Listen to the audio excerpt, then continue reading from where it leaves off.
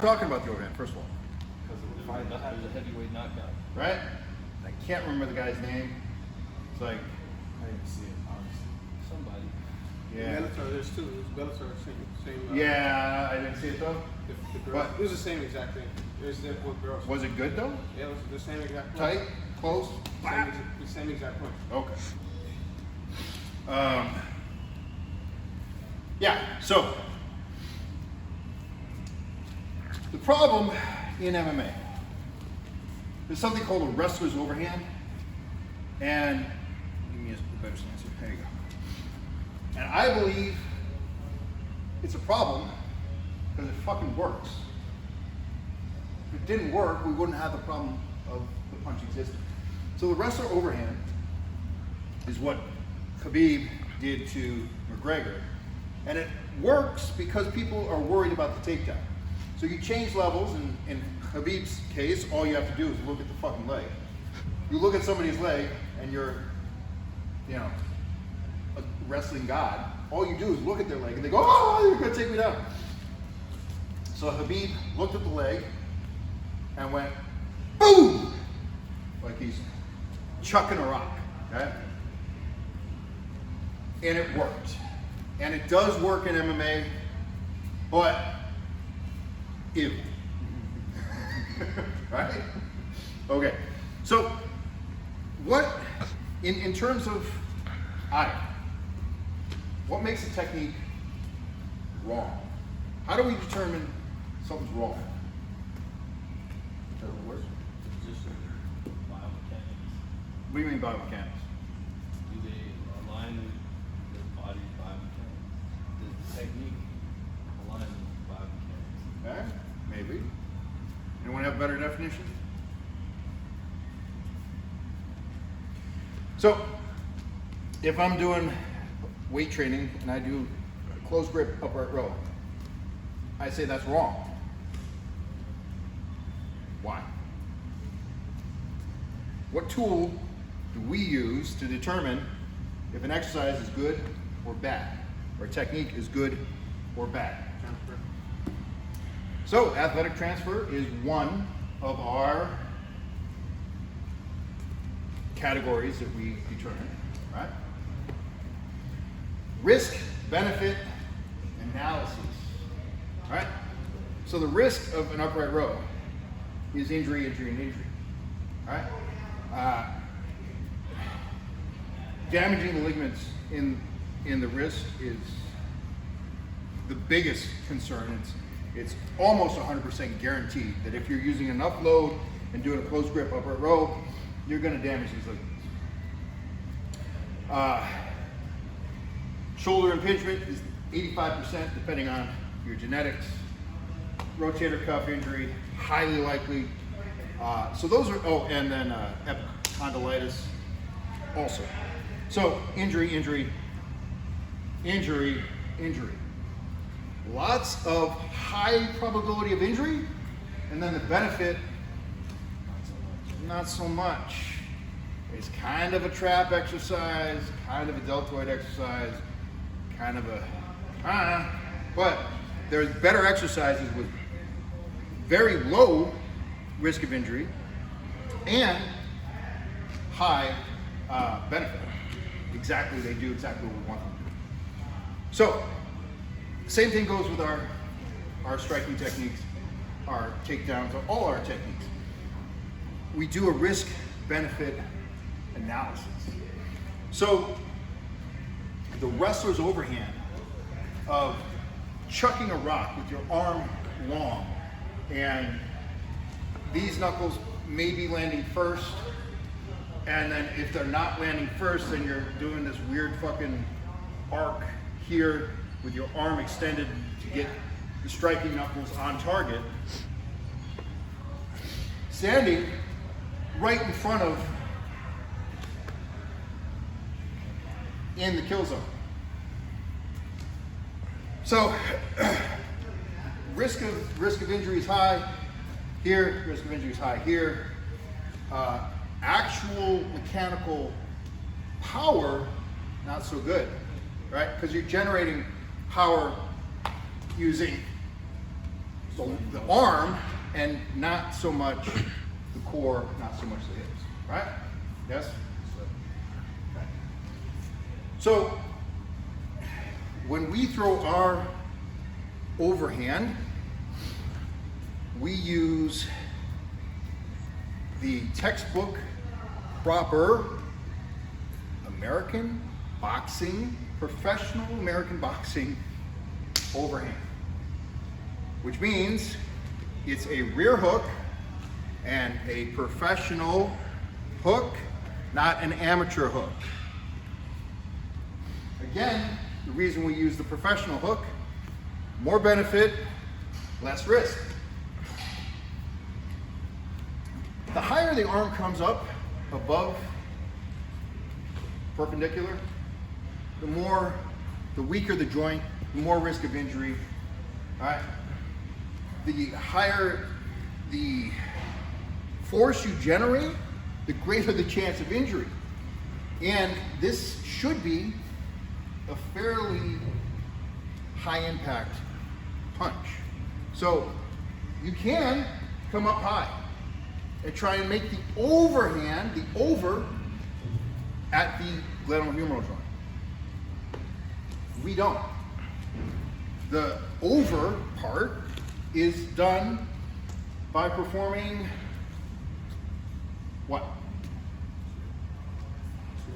Slip or?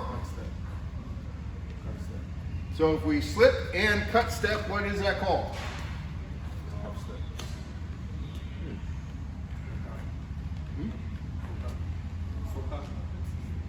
We end in full cock, okay?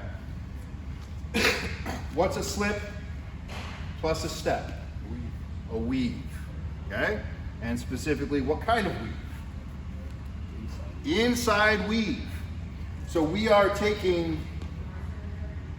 either slipping inside or taking a half cut step or a full cut step inside as we weave, right?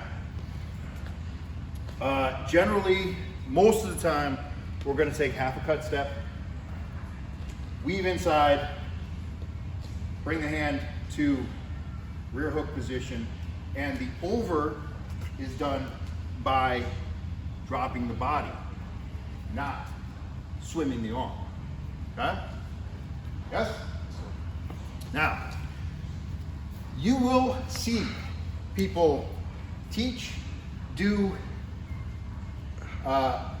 other hand positions with their overhands, right? And it's out there. We have to be aware of it, but we don't do it. The reason we don't do it is, as we already established, risk, benefit, right? So there are people who, when they throw their overhand, bring it, and turn it, and launch here, and drop their fists down this way. And when it lands, it is devastating. It makes the overhand a longer punch. In terms of boxing, you got long range punches, you have mid-range punches, and you have short range punches. Generally speaking, your long punches are your straight punches. Your mid and short are your curvilinear or your bent arm punches, right? So the overhand, it's the last punch we learn, because first you have to be able to weave or slip inside, right? Which is it's a monumental skill in and of itself. What makes the overhand confusing is that you're stepping and dropping with a short punch. So it's a short punch with a step, which makes it a mid-range technique. What people try and do is they try and make it a long-range technique. So they will drop their body, swing their arm, and drive their hand and make it long. When it lands, as I said, it's fucking devastating. But how many guys do we know personally broke their fucking hand, boom, because the knuckle wasn't conditioned? Like, we know people that actually hit with the striking knuckle, full gloves, wraps, bang, in sparring, which means the other guy was probably wearing headgear and still broke that hand. Right? But what happens if you hit with the other knuckles? It's called a boxing fracture. Okay? Metacarpals break back here. So we have to mitigate risks. And part of the way that we mitigate risks is we do a risk-benefit analysis. And if there's more risk than benefit, or if the risk is too great regardless of the benefit, we make better options, we make better choices. Does this make sense? Cool, cool, cool. Okay, so the European hook, the amateur hook, we're not going to talk about that. Risk benefit, full of risks, low benefit, we discard it. And we comfortably call it wrong. Fuck you, wrong. Turning all the way over into a caster or a Russian, when it works great. When it doesn't work, really bad things happen. And a fucking broken hand in boxing or kickboxing or MMA especially, how do you show up to fucking Kenny's Wrestling with a broken hand? How do you show up to Bolt Wrestling on Monday and Wednesday with a fucking broken hand? You don't, which means you sit on the mat and you watch practice. Now, you can learn a lot by watching, but you will never learn as much as participating, right? So in MMA, a broken hand, terrible. Boxing, okay, Cinderella man, you work the other hand, you get better, but it's still fucked up. So we don't do that. We don't, listen, that's it. We can slip inside and throw the rear hook.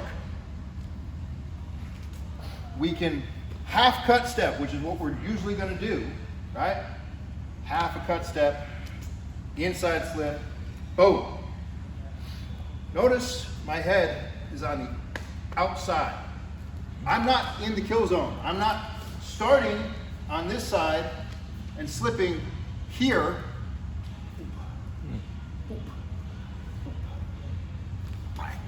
Where all his weapons are. I'm starting mid-ski, cut stepping, probably to rear ski, and slipping outside while I'm dropping here, okay?